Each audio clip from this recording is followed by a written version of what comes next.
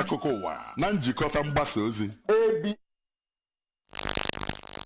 ụwa nkụtụtụ tata bụ Satọde ma bụrụ ahịa nkwọ abalị nke 10 n'ime ọnwa nke 12 bụ ọnwa ekeresimesi bụ ọnwa Disemba afọ 2022. Gọvanọ Chukwuma Soludo etigo ezinụlọ onye jibu ọkwa onye omebe iwu Honorable Okafor aka n'obi. Gọọmenti Anambra steeti enyegọzụ nyere ndị ọrụ ahụike maka iji akụrụngwa oxygen wee na-alụ ọrụ.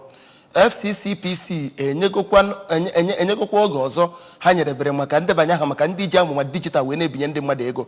Mara na Gọvanọ Chukwuma Soludo abịaghị iweta mgbanwe zuru oke na Anambra steeti, bịakwa ịkwalite ọnọdụ akụnụba na Anambra steeti, bịakwazi ịkwalite jirimara ndị Igbo ka anyị jikọta aka ọnụ nye ya nkwado zuru oke ka ya bụ ọrụ wee gaa n'iru. Abụ m Obiajuluso Okenye Akụkọ Ụwa n'uju. Gọvanọ Anambra steeti bụ ọka nkụzi Chukwuma Soludo akpọgo nyere ezinụlọ ndị be onye jibu ọkwa majority leader na-anọchite anya Ọka constituency 1 n'ụlọ ọgbakọ omebe iwu Anambra steeti Dr. Nnamdi Okafor ka ema afa ya ka ọ bụrụ ọdịkasị na anwụ n'anwụ n'ihi ntọala o guzobere oge ọ dị ndụ. Gọvanọ Soludo kpọrọ okwu ọnụ na St. Patrick's Cathedral Ọka na mmemme na ajamasị a chụrụ maka mmemme elimozu ya. Onye nta aka mbe ejike abana pụtara anyị akụkọ. Dịka aka na-achị Anambra steeti Gọvanọ Soludo siri kọwaa, naanị otu ụzọ a ga-esi cheta ya bụ nwa amadi bụ onye omeiwu ama ama bụ ibi ndụ n'ihe ndị ahụ ọ kpọrọ ihe mgbe ọ dị ndụ site n'aka ụmụ ya na ndị na-echere ya ezi echiche, ma kọwaa na ọ bụ otu ahụ ka ha ga-esi mee ka anyị cheta nwa amadi ahụ ruo afọ kwuru arọ. Mgbe ọ na-ekwupụta mwute ya n'ọnwụ dọkịta Okafor ka Ọkammụta Soludo nọrọ kọwaa ya bụ nwa amadi dịka onye ọnwụ ya metụtara steeti a ma karịchasịkwa ezinụlọ hapụrụ wee laa mmụọ. Aka na-achị Anambra steeti bụ onye were ohere ahụ wee gwa ndị bịara ya bụ mmemme ka ha gbaa mbọ hụ na ha debere aha iji soro na ndị ga-erite erere na amụma gọọmenti Anambra steeti ji eme na ego eji enweta ọgwụgwọ ọrịa na Anambra steeti bụ nke benataranụ, ma rịọ ha ka ha bụrụ ndị na-enebanye anya na ọnọdụ ahụike ha oge niile. Ọ gakwara n'iru wee rịọ ndị ahụ ka ha gbaa mbọ hụ na ha na-enebakwa anya na gburugburu ha bụ otu ebe gọọmenti steeti a na-eleba anya iji hụ na emere Anambra steeti ka ọ bụrụ obodo eji ama atụ n'ụwa. N'okwu nke ya ka onye okwupụta okwu ụlọ omebe iwu Anambra steeti bụ Right Honorable Uche Okafor nọrọ kọwaa nwa amadi ahụ lara mmụọ dịka nwanne ya nwoke nakwa onye omebe iwu a na-atụkwasị obi oge niile, ma kwuo na ọnwụ ya bụ nwa amadi wutere ya nke ukwuu. N'okwuchukwu ya na mbụ ka onye nnukwu ụkọchukwu nke ụka Catholic Diocese nke Ọka bụ Most Reverend Paulinus Eze Okafor nọrọ kwuo na enwere oge dị iche iche maka ihe dị iche iche n'ụwa, ma rịọ ndị bịara mmemme ahụ ka ha leba anya n'ụdị ndụ ha na-ebi. Ndị bịara mmemme ahụ bụ nke anọ n'ime ya wee nwee ori otuto dị iche iche nke ndị abụ otuto gụnyere osote aka na-achị Anambra steeti bụ dọkịta Onyekachukwu Ibezim, osote onye okwupụta okwu ụlọ omebe iwu Anambra steeti bụ dọkịta Pascal Agbodike, odeakwụkwọ ukwu nke Anambra steeti bụ Ọkammụta Soluchukwu Lobelu, onye isi ndị ọrụ gọvanọ bụ Maazị Ernest Ezeajoyi, onye isi ndị ọrụ na Anambra steeti bụ Barrister Theodora Igwegbe, onowu nke Ọka bụ Chief Okoye, ndị ụlọ omebe iwu Anambra steeti dị iche iche, ndị ezinụlọ, ndị enyi na ndị ikwu na ibe bụ ndị bịara ya bụ mmemme. Ọzọ dịka ibe ya dịka ndị nọ n'ụlọ ọgbakọ omebe iwu nke Anambra steeti chịkọbara mmemme nkwanye ugwu ikpeazụ nyere onye jibu ọkwa majority leader Dr. Nnamdi Okafor, gọọmenti Anambra steeti etiga ezinụlọ ya aka n'obi bụ maka ya bụ ọnwụ onye omebe iwu anụ anwụrụ n'ọnwa Ọgọst n'afọ a dịka o jere ọgbakọ ndị ụlọ ọgbakọ omebe iwu emere na South Africa. Onye nta aka ibe Emmanuel Okonkwo wetara anyị akụkọ. Aka na-achị steeti abụọ Ọkammụta Chukwuma Soludo nke ọ bụ onye nọchite anya ya na ya bụ ihe mmemme bụ osote ya bụ dọkịta Onyekachukwu Ibezim kọwara ọnwụ dịka ihe mmadụ ọbụla dị ndụ agaghị agbanarị, ma kwue na ya bụ nwa amadi nagolu mmụọ bụ nnọọ onye maara ya ekwe na-akụ n'imebi iwu ma kpee ekpere ka Chineke nna gaa n'iru n'ịkasi ezinụlọ ọrapụ obi. Ya bụ aka na-achị steeti a were ya bụ ohere wee kpọọ oku ka e nwee ezi mmekọrịta n'etiti ndị na-emebi iwu nakwazi gọọmenti na-achị steeti a n'ụdị pụrụ iche n'ihe gbasara nchekwa ndụ ndị Anambra na ndị niile bi na steeti a n'ebe ọ pụrụ iche, ọkachasị n'ebe ọ metụtara iguzobe iwu maka ọdịmma onye ma onye ọbụla. Okwupụta okwu nke ụlọ omebe iwu steeti a bụ Right Honorable Uchenna Okafor nọrọ n'oge ahụ wee kwue na ya bụ nwa amadi Okafor nagolu mmụọ bụ na onye na-ejighị ọrụ ya dịka onye omebe iwu wee tie epele n'oge ọ dị ndụ, ebe o kwuru na ọ bụ onye rụsiri ọrụ ike ma tụnye ụtụ nke ya ịhụ na ya bụ ụlọ omebe iwu steeti a na-aga n'iru n'ọrụ iguzobe iwu eji wee mara ya, ebe ọ kpeziri ekpere na ụdị ọnwụ ike ahụ agaghị adakwasakwa ụlọ omebe iwu steeti a ọzọ. ndị niile na-alụ ọrụ na ya bụ ụlọ omebe iwu steeti a were ya bụ oghere wee too ya bụ maazị Ọkafọ nagolu mmụọ n'ọrụ ọma dị iche iche ọ lụrụ oge ọ nọ na ya bụ ụlọ omebe iwu steeti a. Site na Anambra State House of Assembly dị n'Awka, abụ m Emmanuel Okonkwo. Kọmishọna okwu ahụike dị n'aka na Anambra Steeti Dr. Afọmobidike ekwugo na ọ bụrụ na ejikwa ikuku ndụ oxygen nke ọma na ọ ga-enyekwa nsogbu n'arụ mmadụ. Dr. Obidike mere ka mata nke a n'Awka ọ ga-enye ọzọ nyegara ndị na-eji akọrọngwa ahụ na-emepụta ikuku oxygen ahụ wee na-arụ ọrụ. Achịkọbara ya na nchịkọta aka ọnụ UNICEF. Chibuzo Okoye wetara anyị akụkọ. Mmadụ dị 222 bụ ndị sitere ụlọ ahụike ndị opekata mpe dị na steeti a. Ndị dọkịnta nakwa ndị ọrụ ahụike ndị ọzọ bụ ndị bịara ya bụ ọgbakọ bụ nke nọ n'agbata ịtọ ya mgbe ọ na-agwa ndị ahụ okwu ka kọmishọna na-ahụ maka ahụike na steeti a mere ka mata na gọvanọ Chukwuma Soludo bụ onye ọ na-anụ ọkụ n'obi iwegharị ọnọdụ ahụike steeti a ka ọ bụrụ ịgba ma mee ka o doo anya na ya bụ nkụzi bụ nke dị oke mkpa kemgbe ha chọpụtara na enwere ihe kwesịrị ịkụziri ndị mmadụ etu esi etinye ya bụ ikuku ndụ n'ahụ mmadụ. Dọkịta Obidike gara n'ihu mee ka mata na ọ bụrụ na etighi ikuku ndụ ahụ ọfụma na ọ gaghị abụ ulu n'ahụ mmadụ ma ọlị. O kwukwara na ụlọ ọrụ na-ahụ maka ahụike na steeti a chọrọ ka akụziere ndị mmadụ ka ha mara nke ekwe na-akụ n'ebe metụtara ikuku ndụ ahụ kesi ebu ya bụ igbe ikuku ndụ nakwa one na-etinye mmadụ n'ahụ oge ọbụla ma kwe nkwa na ụlọ ọrụ ya ga-eme ka ikuku ndụ ahụ dị na ụlọ ahụike dị iche iche dị na steeti a. N'okwu nke ya ka onye bụ onye isi Medical Support Services n'ụlọ kọmishọn steeti a na-ahụ maka ahụike bụ dọkịta Ugochukwu Chukwulobelu mere ka mata na ya bụ ihe nkụzi bụ nke ha mere iji mee ka ndị na-alụ ọrụ n'ụlọ ahụike dị iche iche na steeti a bụrụ ndị mara nke ekwe na-akụ n'ebe metụtara ikuku ndụ nakwa etu esi etinye ya n'ahụ mmadụ. Otu onye bịara ya bụ ihe nkụzi bụ Oriakụ Florence Ojukwu bụkwa onye bụ Director Onitsha South Primary Healthcare Authority gwara ABS na ya bụ nkụzi mere ka ya mụta ọtụtụ ihe ya amabeghị n'ebe ọ metụtara iji ikuku ndụ gwọọ ọrịa. Site n'Awka, aha m bụ Chibuzo Okoye maka akụkọ ụwa ABS. Ihe a na-ekwu na ọgụbeghị tutu ruo mgbe ọ gụrụ bụ ụzọ esi akọwa otu o si dị ha n'obibi ndị kansụl Awka North dịka a na-agba akaebe ọrụrụ a na-arụrụ ha okporo ụzọ dị kilomita 26 bụ nke si Amansi wee pụọ Ebenebe si ya pụọ Ugbenu wee pụọ Ugbene Akodo wee si pụta Ọgba Efu Mmiri. Kọmishọna na-ahụ maka ọrụ okporo ụzọ Injinia Ifeanyị Okoma mere ka amata nke anọ wee hụ na ọrụ na-aga nke ọma ma kwupụta afọ ojuju ọ nwere otu ọrụ si aga n'ebe ahụ. Ngozi Obileri wetara anyị akụkọ. Ịrụ ọrụ na ya bụ ụzọ nke dị kilomita 26 bido n'ọnwa Ọktoba ebe eji igburisi ana wee bido ya bụ ọrụ na mpaghara Amansi. Ka ọnwa abụọ gachara, otu ya bụ ọrụ si wee na-aga n'ihu nke ọma bụ nnọọ nke wunitere obi ndị mmadụ nke ukwuu dịka onye ji ya bụ ọrụ ngo mere ka ụgbọala na-esizi na mpaghara Amansi wee na-agafe na ya bụ ụzọ wee ruo Ọgba Efu Mmiri. N'otu aka ahụkwa ka ahụkwara ka a na-awụ ihe bekee kpọrọ stone base na ya bụ ụzọ bido na kilomita 11 wee ruo na nke 13 ebe ịrụ ọrụ igburisi ya bụ ụzọ ka na-aga n'ihu wee ruo na kilomita nke 19 nke dị na iru Ugbenu High School. Ndị ọrụ Guild Construction Company na akụrụngwa eji arụgasị ọrụ bụ ndị ahụrụ na mpaghara dị iche iche na ya bụ ụzọ ka ha na-arụgasị ọrụ dịgasị iche iche.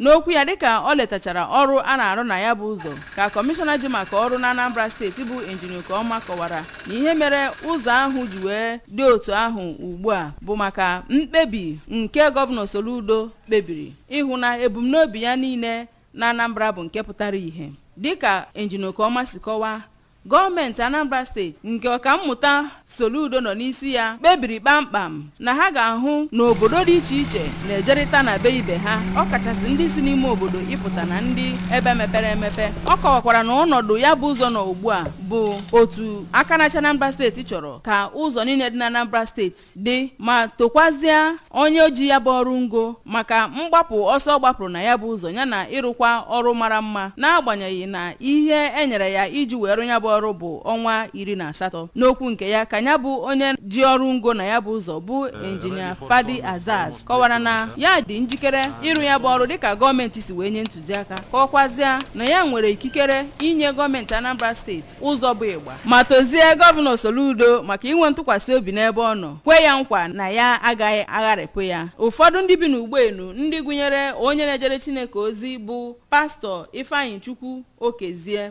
Oriakụ Yukeria Nweke nakwazi Oriakụ Eunice Oziora toro nnọọ gọvanọ Soludo maka ichete ndị bi na mpaghara ahụ n'agbanyeghị na ọtụtụ ndị mmadụ abịala kwe nkwa ma laa rịọzie Chineke ka onye gọvanọ Soludo ike iji wee mezue ebumnobi na nkwa ọ kwere ndị Anambra. Ọdụ anyị mma n'obu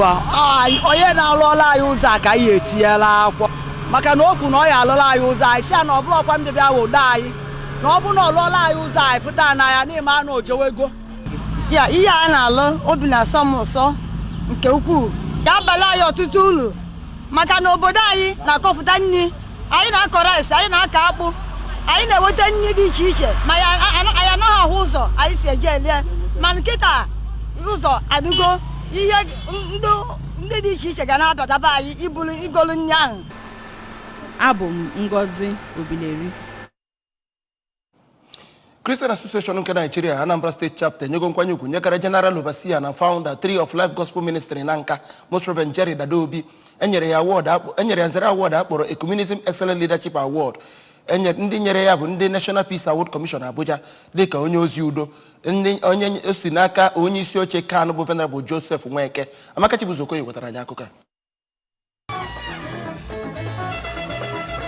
Ọ bụ ihe achọpụtara bụ na onye ndu a bụ onye nnukwu ụkọchukwu Most Reverend Dada Obi bụ onye nọ na okpuru Organization of African Indigenous Church nke dị na ime Christian Association of Nigeria, ma ọ pụtara na ya bụ nwoke adịghị akpa oke kama ọ na-achịkọta onye niile ọnụ n'ihi na ọ bụ ịdọtara Chineke mkpụrụ obi bụ ọsọ nke ha na-agba. Ya bụ mmemme nke achịkọbara bụ nke dọtara ndị isi ụka niile ma ndị na-eje ụka ya na ndị n'aka ndị ọzọ, ndị nke kwupụtara ka Most Reverend Dada Obi si alụ ọlụ n'ihi na ha kọwapụtara nwoke a dịka onye na-achọ udo, onye na-achọ ịdị n'otu, onye na-agba ọsọ eluigwe ma na-ekwusakwa ozi ọma nke a na-akụ mmiri. Mgbe ọ na-enyefezi ya bụ akatamkpo nzere ka onye steeti chairman nke Christian Association of Nigeria bụ Venerable Nweke kwupụtara na Most Reverend Dada Obi bụ onye nke na-akwalite ma na-arụ ọrụ dị mkpa n'ihe gbasara ụka na n'ime Chineke. Ọ sị nọ nke a kpatara ndị kan ji wee necha anya wee hụpụta oke ọrụ ọ na-arụ ma sị ka ha kwanyere ya ugwu. Ya bụ Venerable Nweke gara n'iru ma kọwaa Most Reverend Dada Obi dịka onye na-enyere ndị mmadụ aka, onye hụkwara mmadụ n'anya, onye nke na-agba ndị mmadụ ume iji wee hụ na ndị ahụ soro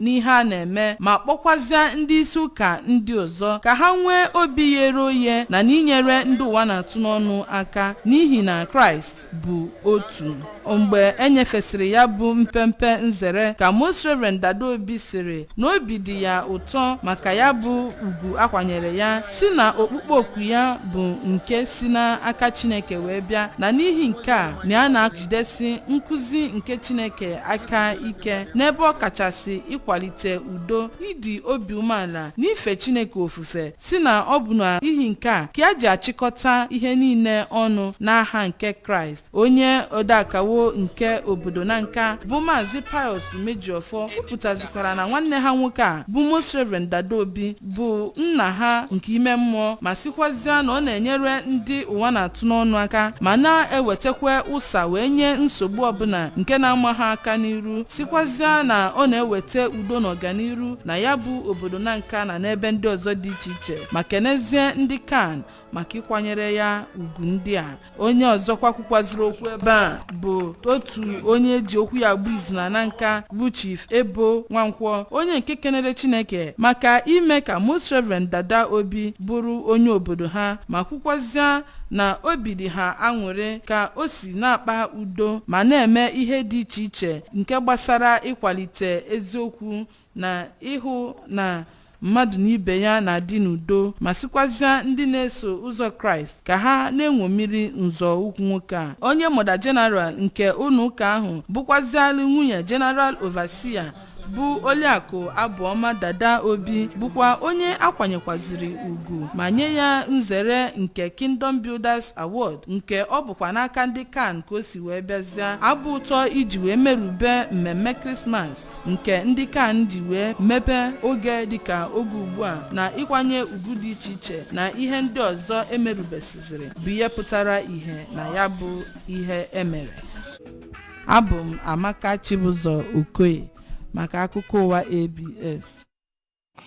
Ndị Federal Competition and Consumer Protection Commission enyegokwa ọgọzọ ha nyerebere maka ndebanye aha maka ndị ji amụma dijital wee na-ebinye ndị mmadụ ego. O sitere n'aka Maazị Babatunde Irukera, Chief Executive Officer ya bụ otu Commission na Abuja ụbọchị Fraịde kwuru na oge ha nyerebere bụ mkpụrụ abalị 9 bụ nke bịara n'isi njedebe n'abalị 14 nke ọnwa Nọvemba. O mere ka mata na ndị otu Commission na-lebanyere anya n'ụfọdụ ihe dị iche iche wee bugharịa ya bụ mmemme ndebanye aha ka ọ kwụsịzie n'ọnwa Jenụwarị dị na mkpụrụ abalị 31 ma bụrụ abalị ikpeazụ n'ọnwa Jenụwarị afọ 2023. Mmadụ abụọ bụ ndị nkụzi egwuregwu abụgo ndị bịara na Asaba Delta steeti dịka a kpọrọ ha ka asonye na Athletic Federation nke Nigeria. Head coach Mississippi State University Coach Chris Woods na osote ya bụ Masquiz bụ ndị batara Asaba ụbọchị Tuesday bụ ndị ahụrụ ka ha na-ekiri